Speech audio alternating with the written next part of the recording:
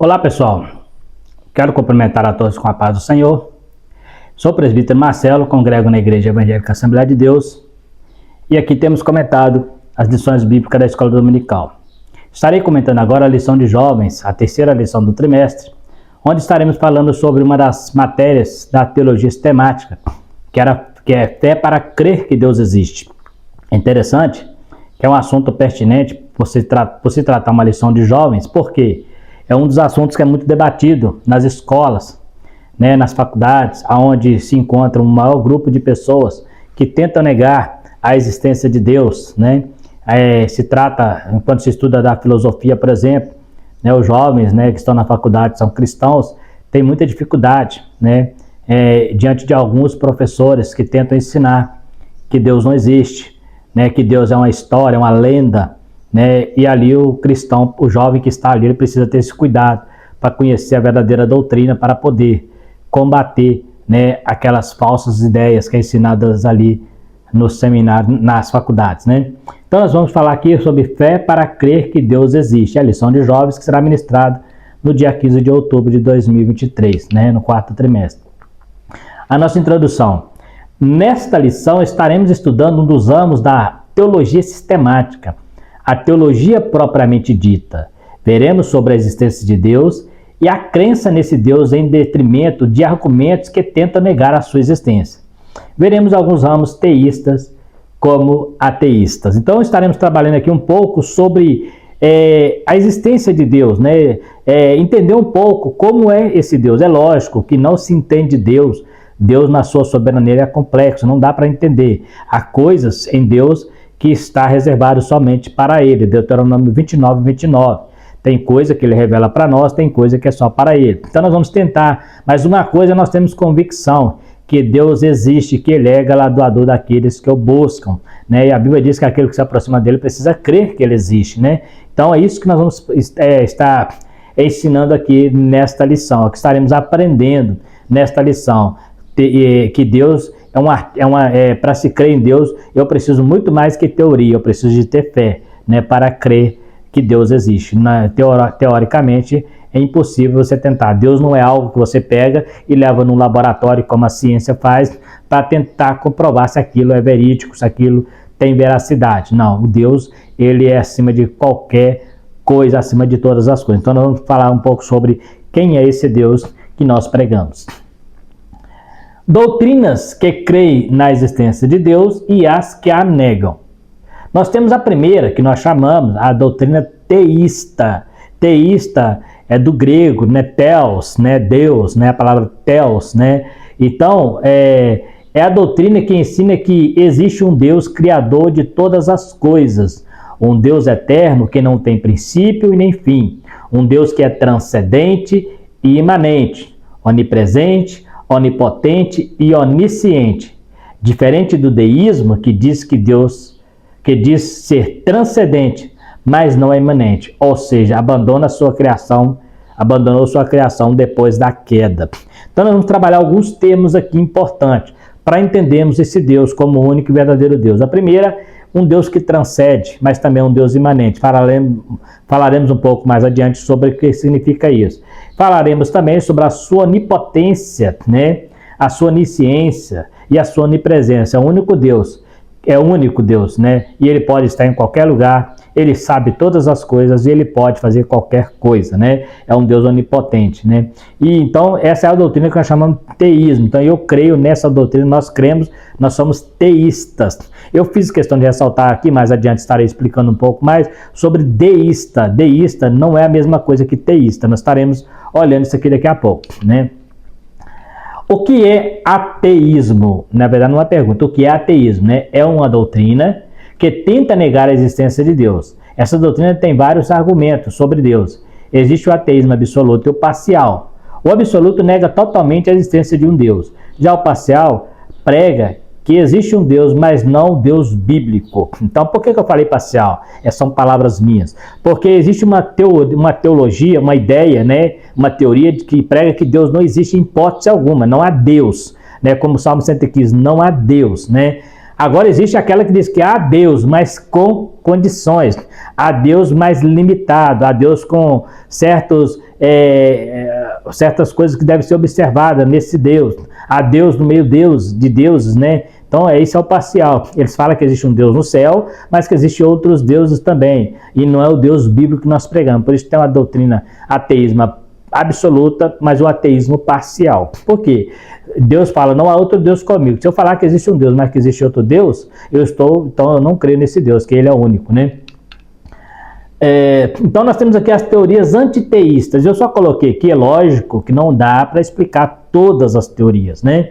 Mas a gente vai trabalhar com aquelas que é mais difundida hoje, aquela que você encontra na faculdade. Talvez você não encontre diretamente a palavra, como está aqui, por exemplo, ateu. Às vezes o cara não é ateu, porque ele fala, não, creio em Deus, então não tem sentido. A palavrinha ali, o a, significa negativo, no sentido de não a Deus, né? Então, nega que existe um Deus no universo, o ateísmo, né? O agnosticismo, para eles não há resposta suficiente nem a favor, né? E nem contra da existência de Deus. O agnóstico é aquela pessoa que ele não vê Deus, ele não consegue, ele fala assim, para ele não existe como eu provar que Deus existe, nem como eu provar que ele não existe. Ele fica meio que em cima do muro, né? O agnosticismo, uma doutrina, inclusive, que difundiu muito no período do evangelista João, lá nas suas cartas, né? Ele pregou muito contra os agnósticos, né? A palavra agnóstico vem do termo gnosis, do grego, que significa conhecimento. Então eles procuram, uma teoria que dá origem à filosofia, né? Buscar conhecer as coisas. Então o agnosticismo veio daí, né? De buscar conhecer. Outra doutrina, evolucionismo, nega Deus como criador e afirma que tudo evoluiu do nada. No evolucionismo, quem não conhece a famosa lei de Darwin, né, a doutrina da evolução, né, a teoria da evolução de Darwin, onde ele nega que Deus é criador, né, e ele negando que Deus é criador, ele tira a essência de um Deus e coloca a criação como se fosse mecânica, né, como se fosse algo que surgiu de uma explosão, né, e tem ali aquele processo. Quem estuda a evolução, se você estudar alguma coisa, você vai ver ali como que é o processo, e quando você vai estudar o processo, é mais fácil você crer que Deus criou o homem do nada, do pó da terra, do que o homem ter passado por tanto processo para chegar onde está até hoje, por milhões e milhões de anos, né? Então, a lei de Darwin, inclusive, é uma lei que não tem tanta força mais hoje, né? Mesmo nas faculdades, né? Antigamente eles batiam em cima dessa lei e condenavam a Bíblia. Hoje não, eles já defendem, até porque as faculdades estão cheias de cristãos, então eles já têm um pouco mais de cuidado para falar sobre essa lei, né? Porque ela é cheia de falhas, né? Cheia de furo.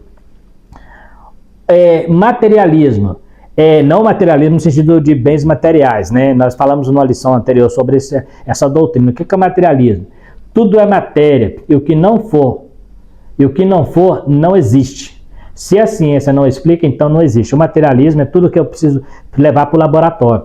Então só existe para o materialismo aquilo que é material, aquilo que é matéria. Se não há matéria, ainda que seja um átomo, né? Um átomo que é invisível, mas ele é material. Então, se eu tenho um átomo, eu consigo levar para o laboratório, eu tenho a matéria. Se não existe, não tem nada. Então, no materialismo não existe nada no mundo espiritual. Tudo é matéria. Então, se não existe nada no mundo espiritual, também não existe Deus, né? O politeísmo. O politeísmo afirma que existe mais de um Deus. Segundo eles, cada setor do universo e da criação tem um Deus específico. Exemplo, mitologia grega, né? Aí eu dei um exemplo aqui, tem a mitologia romana e outras mitologias, onde tem o Deus do Sol, o Deus da Lua, o Deus da água, o Deus da Terra, né? Então, o politeísmo. E na mitologia grega tem o Zeus, que é o Deus dos deuses, né? E nas mitologias sempre tem um Deus superior, né? E que ele comanda os demais deuses. Então, isso aí nega a existência de Deus, porque, volto a dizer, Deus falou, não há outro Deus comigo. Se me coloca junto no meio do monte de Deus, então não é eu que estou lá, né? Então, ela nega o Deus por causa disso aí. Nós temos outra questão aqui, que é o idealismo ou irrealismo. Para tudo está na esfera do pensamento, tudo na ideia. Então, o que eles dizem? Que Deus é uma criação humana, uma criação da ideia, uma criação da mente. Então, você cria o Deus que você quiser. O Deus é o que você quer que ele seja, no idealismo, né? O outro diz que todos os objetos que a consciência está ciente é realidade. Enquanto um fala que você cria, o outro fala que aquilo que você pensa vira realidade. Tudo que ele quer, que você vai para a sua consciência, objeto da sua consciência. Então, se você cria uma consciência, então eles são muito, por isso que eu coloquei os dois juntos, paralelo, idealismo e realismo, né? Para é uma ideia que nasce do homem. Então, o Deus é fruto do pensamento. No realismo, essa realidade vem a partir da consciência. Se eu acreditar que existe um Deus, então esse Deus existe. Se eu acreditar que não existe, então não existe, né?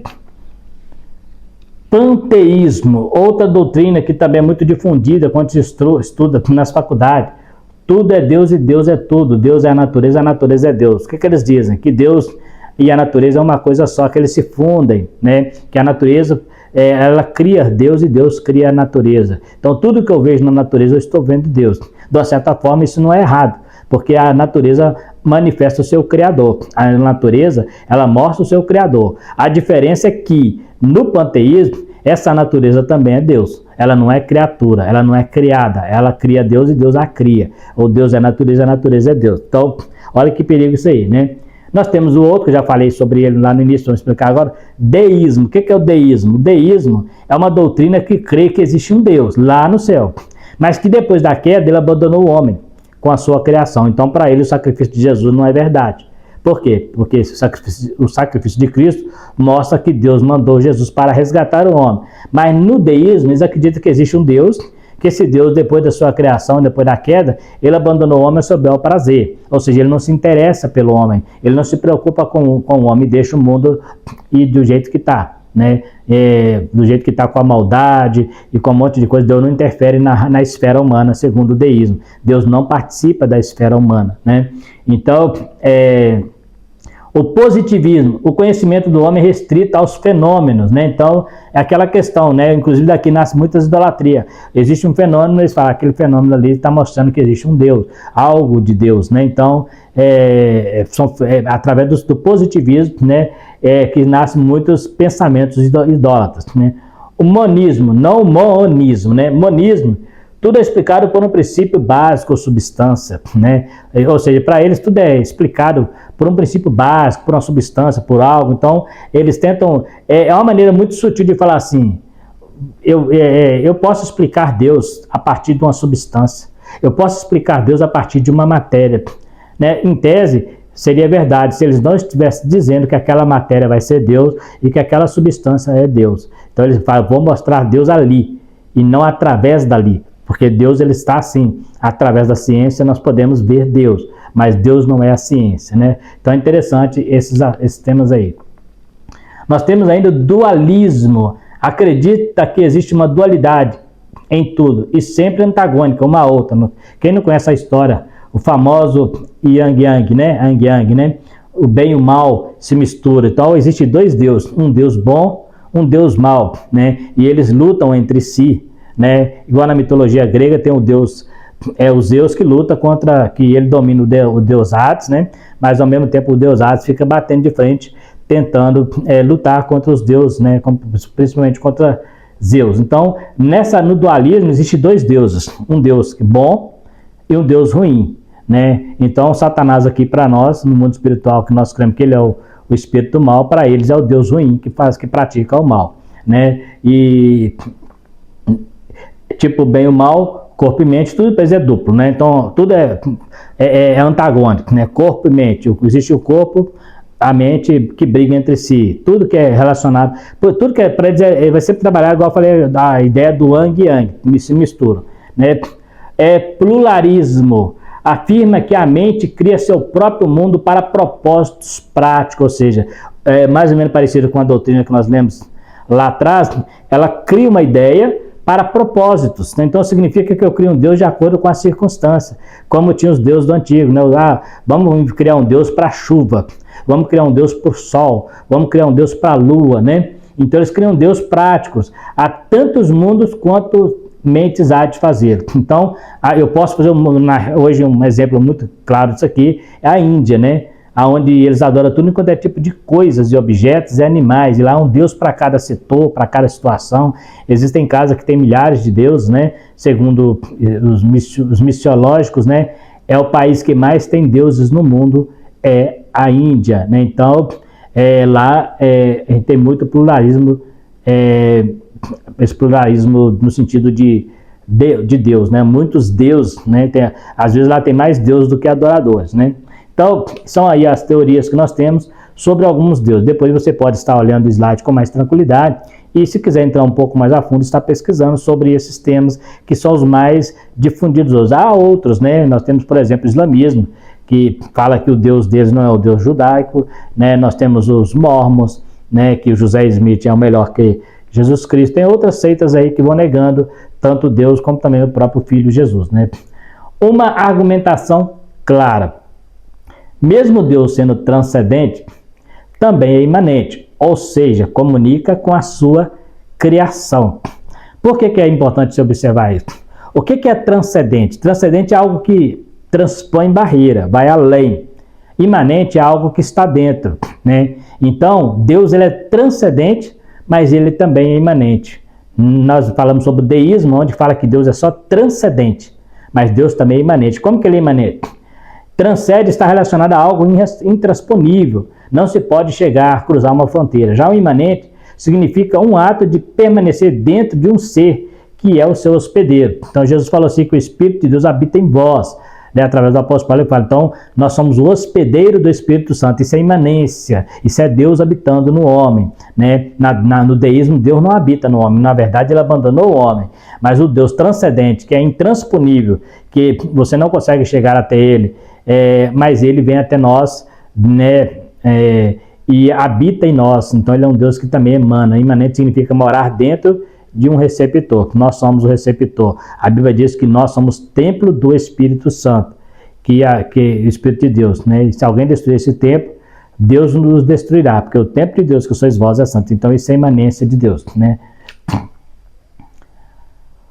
O que cremos a respeito de Deus? Cremos que Deus é eterno, né? É como nós falamos aqui no início da lição, né? Estamos trabalhando a teologia sistemática, o tema principal da teologia, que é falar sobre Deus. O próprio nome teologia, estudo sobre Deus, né? Então vamos falar um pouquinho sobre alguns atributos de Deus. E alguns que eles comunicam a nós. Existem atributos de Deus que é incomunicável, mas há atributos que são comunicáveis. Por exemplo, a eternidade. Ele comunica a nós essa eternidade.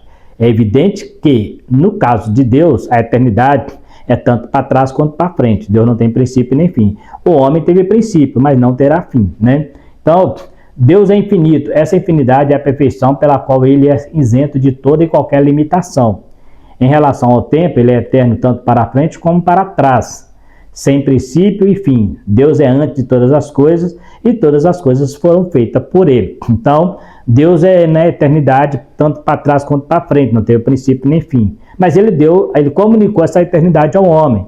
Como fazendo isso? Como fez isso? Através de dar ao homem uma alma imortal, né? Uma alma, apesar que tem teologias que acreditam que a alma é mortal, mas Deus deu ao homem uma alma imortal. O corpo morre, mas a alma, ela vive eternamente. Então, ela vai para o céu ou vai para o inferno, mas ela vai para algum lugar específico para viver uma eternidade, seja com Deus ou sem Deus. Mas o homem, então Deus comunica a sua eternidade, mas Deus não. Deus é eterno desde que Deus é Deus, né? Não existe uma explicação lógica, racional para explicar a origem de Deus, porque isso geraria outras perguntas, né, que não teriam respostas. Então, Deus é Deus início, né? Deus é onipotente. O que é onipotente? Um dos atributos comunicáveis de Deus também, ele dá poder ao homem até aos seres angelicais, mas todo poder pertence a ele. A sua soberania não é atributo comunicável, né? Mas a sua soberania é atributo incomunicável. Significa que mesmo dando poder ao homem, ele sempre está acima em sua soberania. Então, o que significa isso aí? Deus é onipotente. O que significa? Que Deus pode fazer todas as coisas. Não há nada que limite o poder de Deus. É importante lembrar que uma coisa é Deus poder, outra coisa é ele fazer. Deus pode fazer tudo, mas ele não faz tudo. Tem coisa que ele deixa para o homem fazer. Tem coisa que ele deixou para a igreja fazer, por exemplo, fazer missões. É um trabalho que a igreja tem que fazer. Deus pode fazer missões? Pode. Deus pode pregar? Pode, mas ele deixou para a igreja. Então ele pode todas as coisas, mas ele não faz todas as coisas. Inclusive em relação até mesmo seus milagres. Ele pode curar toda a enfermidade, mas não cura todas as enfermidades. Ele não cura todos os enfermos, melhor dizendo. Ele pode curar toda a enfermidade, mas ele não cura todos os enfermos. Então há enfermos que vão morrer com essa enfermidade. Há enfermos que serão curados. Deus pode ressuscitar todos os mortos, Pode, se ele quiser ir lá no cemitério mandar todo mundo levantar, pode fazer isso, mas ele não vai fazer. Ele pode, mas não quer fazer, não está no projeto dele fazer, não está no propósito dele fazer. Então, separe isso. Isso é bom você entender, porque tem gente que confunde como Deus pode fazer todas as coisas, então ele pede a Deus coisas que Deus não vai fazer. Ah, só tu pode, né? Nenhum dos teus planos pode ser frustrado, como tem uma música por aí, é verdade. Não se pode frustrar os planos de Deus. E sei que tudo pode, mas não quer dizer que porque ele pode, ele vai fazer para mim. Não quer dizer que porque ele é onipotente, ele vai fazer para mim, né? Ele pode, né? Ele livrou Daniel na cova do leão, mas não livrou os outros mártires lá no Coliseu de Roma, né? Ele livrou Sadraque, Mesaque da fornalha, mas não livrou os outros caras que morreram lá nas grelhas, lá nos imperadores romanos, sendo queimado em grelhas, em espetos, em caldeirão de óleo quente. Deus pode? Poderia, mas não fez. Então Deus pode tudo, mas ele não faz tudo porque ele não quer fazer. O dia que ele querer, é no estalo de Deus faz, que ele pode todas as coisas. Então, é importante você saber, mesmo Deus sendo onipotente, tem coisa que ele não vai fazer. Outra coisa interessante, essa aqui também é mais polêmica um pouquinho, a onisciência de Deus, né? Significa que não está limitado a espaço, Deus está em todo lugar, onipresença, melhor dizendo. Significa que Deus está em todo espaço, Deus está em todo lugar ao mesmo tempo. Ele enche os céus e a terra com a sua presença. Jeremias 23, 23. Esconderia alguém de Deus, né? E o salmista também diz, para onde me irei do teu espírito? Então, Deus não adianta, né? Lá no templo de Ezequiel, eles entravam para as câmaras e falavam, aqui o Senhor não nos vê, né? Então, mas o Senhor vê tudo, o Senhor vê todas as coisas. Então, não adianta eu dizer, Deus não está aqui. Ah, mas ele está no seu trono, ele é onipresente, né? Isso é exclusivo de Deus, isso é atributo incomunicável, só Deus é onipresente. Nem Jesus, quando estava na terra, era onipresente. Jesus também não era onisciente e também não era onipotente. Existem algumas pessoas que tentam provar que Jesus era onisciente, que ele sabia o pensamento dos homens, mas o profeta Eliseu sabia o pensamento da Síria, né, do rei da Síria. Então isso não fez de Eliseu um onisciente, né? O Moisés abriu o mar vermelho, coisa que nenhum homem na terra fez, mas isso não fez de Moisés um onipotente. Então são atributos que Deus comunica a nós, mas tem atributos que é só dele. Então Deus está em todo lugar. Esse atributo ele não comunicou a ninguém, é incomunicável. A onipresença só Deus tem, né? Só o Pai, o Filho e o Espírito Santo tem a onipresença. E diante dele ninguém se esconde, né? O salmista diz, para onde me irei do teu espírito? Se eu for para o deserto, lá o Senhor está. Se eu armar minha cama no inferno, lá o Senhor está comigo, né? Então não há para onde fugir da presença de Deus. A Bíblia diz que os céus se desenrolarão diante de Deus, mas Deus continua presente, né? Deus é a razão de tudo. Agora aqui vamos entrar na parte mais aplicativa da lição, né? Deus é a razão de todas as coisas, né? Então tudo que você pensar, volta para em Deus, né? Não há tempo a perder. Não devemos viver nessa vida como se não existisse um Deus. Precisando entender que aqui tudo passa, mas Deus é eterno e imutável. Precisamos viver intensamente a vida que Deus nos deu, de modo que possamos glorificá-lo. Goza a vida, pois essa é a tua porção. Tudo que vier para sua mão fazer, faça. Entende? Então é importante você ter isso em mente. Faça segundo as tuas forças, né? Então mas faça com responsabilidade, porque a Bíblia diz que mesmo se você fizer, Deus te pedirá conta daquilo que você fizer. Então, é importante você ter essa visão aqui. Goza a vida, pois essa é a tua porção na terra. O que Deus está falando? Aproveita aqui, porque essa é a tua porção aqui. Depois daqui é encontrar com o Senhor. Então, não há tempo a perder. Aproveite a vida, viva com intensidade, viva com santidade, viva com espiritualidade, mas viva em sociedade também. Viva a vida intensamente. Existem dois extremos, né? Tem gente que é espiritual demais e não vive a vida na terra, com as coisas que Deus deu. Já tem outros que é material demais e não vive a parte espiritual. Então tem que haver um equilíbrio, né? Eu tenho que ter um momento de lazer, eu tenho que ter um momento com a minha família e tenho que ter um momento para Deus. Então assim, o fato de eu estar com a minha família não está dizendo que eu não tenho um momento para Deus, que Deus está na minha família, né? Mas tem gente que confunde, acha que buscar Deus é só na igreja, acha que estar com Deus é só se estiver no culto. Tem gente que acha que estar com Deus é só se estiver orando, jejuando e pregando a palavra. Não, muitas vezes você está ali divertindo com a sua família, brincando com um filho ou um neto, você está fazendo aquilo que Deus mandou você fazer. Viva a tua vida, e aproveita nessa vida que essa é a tua porção. Então, também estamos obedecendo. O que não pode é uma sufocar a outra. A espiritualidade sufocar a vida social e a vida social sufocar a vida espiritual. Ambas têm que andar equilibradas, né? Então, tem crente que ele acha que tem que estar na igreja todo dia. Todo dia. Então, ele não tem tempo para... Os parentes afastam, a família afasta, os amigos afastam. E os únicos amigos que ele tem são os amigos da igreja, que na maioria deles nem amigos são só irmãos de igreja, né? Então, é importante você ter esse equilíbrio aí. Eu preciso viver a minha vida com Deus, preciso ter minha vida espiritual, porque não há tempo a perder. Mas eu também preciso curtir a minha vida aqui na terra. Eu preciso ter um propósito aqui na terra. E meu propósito não é só pregar a palavra de Deus, eu tenho um propósito de vida, de viver. Então é importante nós termos isso em mente, né? Não há tempo a perder. Preparando para cumprir a vontade dele. O profeta Jonas tentou fugir da responsabilidade pelo fato de não concordar com as ordens de Deus. Não compreendia a misericórdia de Deus por uma nação tão cruel como era Nínive. Precisamos entender a vontade de Deus. Precisamos entender a vontade de Deus é soberana e devemos obedecer mesmo não entendendo. Ele sempre estará certo. Deus não existe para ser compreendido, e sim para ser obedecido. Por quê? Jonas não entendia, né? Pregar para uma nação igual a Nínive, a história de Nínive é muito ruim, é um povo cruel.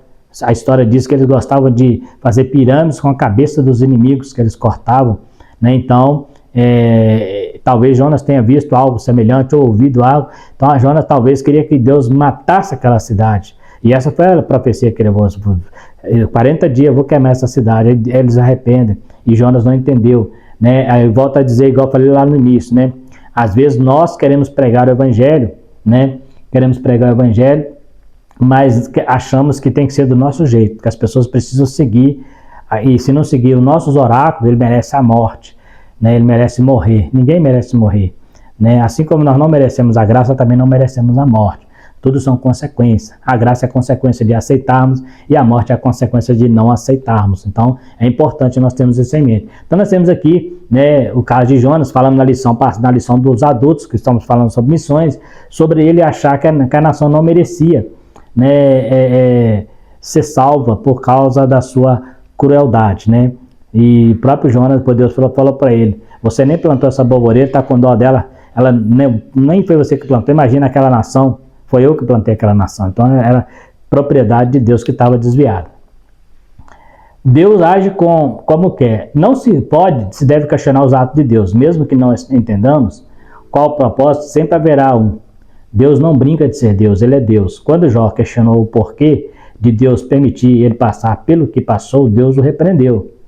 Contender com Todo-Poderoso essa sabedoria. O que Deus fala assim, ô Jó, você está questionando meus desígnios? Ô Jó, você está questionando meus atos? Contender com Deus é ser sábio, Jó? Você acha que você está sendo sábio? Um pouco mais atrás, Deus fala com ele, onde tu estavas quando eu coloquei firmamento? Quando eu coloquei limite do mar e falei, daqui para cá você não passa. Onde tu estava, Jó? Ou seja, você nem existia. Você era pó e cinza. Você estava mal nos meus projetos, né? Agora, questionar com o Criador, contender com o Criador é coisa sábia? É evidente que não. E quando se trata de Deus, o que mais temos visto hoje, a ciência, a filosofia, contendendo com o Criador ou contra o Criador. E nós, como verdadeiros pregadores da palavra, precisamos estar atentos para defender a nossa teologia, inclusive da própria teologia liberal, que também termina puxando um pouco mais para o secularismo, ao invés de buscar o espiritual e o racional. Deus não é compreendido, mas é crido pela fé. Eu creio em Deus pela fé, né? E sem fé é impossível agradar a Deus. Sem fé é impossível entender Deus, porque é necessário que aquele que crê em Deus, que busca a Deus, creia que Ele existe e que é galardoador daqueles que eu busco, daqueles que eu temo. Então Deus é este Deus que nós pregamos, um Deus eterno, um Deus onipotente, um Deus onisciente, onipresente, um Deus que não falha, e Deus que sabe todas as coisas, que está no controle, nada foge ao controle de Deus. Falamos sobre lições anteriores, onde algumas pessoas tentam falar que a Bíblia está ultrapassada, só que eles esquecem que a Bíblia é a mente de Deus. O mesmo Deus que escreveu a Bíblia há 2000 anos atrás, inspirado, né, inspirando os seus autores, aquele mesmo Deus está aqui hoje. Então nada que acontece para ele é novato, é novo. Né? Se ele lá no passado ele já sabia o que teria hoje. Por exemplo, lá no passado ele saberia que um dia nós teríamos um celular, teríamos uma mídia igual temos hoje para fazer o trabalho do Senhor com mais tranquilidade que Paulo não teve, por exemplo. Carros, né? Paulo foi a cavalo, a camelo, a pé. Hoje seria muito mais fácil para o apóstolo Paulo estar, se tivesse os meios que tem hoje. Mas para Deus isso não é novo, porque Deus é onisciente. E a onisciência de Deus, assim como a sua onipotência, a sua eternidade, é tanto para trás quanto para frente. Não há nada no passado que Deus nunca soube, não há nada no futuro que Deus nunca saberá. Deus sempre sabe todas as coisas. Não há nada no passado que limitou o poder de Deus e não há nada no futuro que limitará esse poder. Deus é eterno em todo sentido, poderoso em todo sentido, onisciente em todo sentido, onipotente em todo sentido. Deus sempre será Deus. Quer você creia, quer você não, é o que nós cremos, é o que a igreja do Senhor Jesus prega. Um Deus que pode todas as coisas. No mais, que Deus possa continuar te abençoando, te dando uma boa aula no próximo domingo, querendo Deus. E quero agradecer você que ficou até o final do vídeo. Pedir a você que ainda não é inscrito no canal, que se inscreva para estar nos ajudando. Também, se você gostar, compartilhe, né? Dê o seu like, ative o sininho para receber as próximas notificações. E se tiver alguma dúvida também, poderá estar falando conosco nos comentários. No mais, fique todos com Deus e até a próxima lição, se Deus quiser.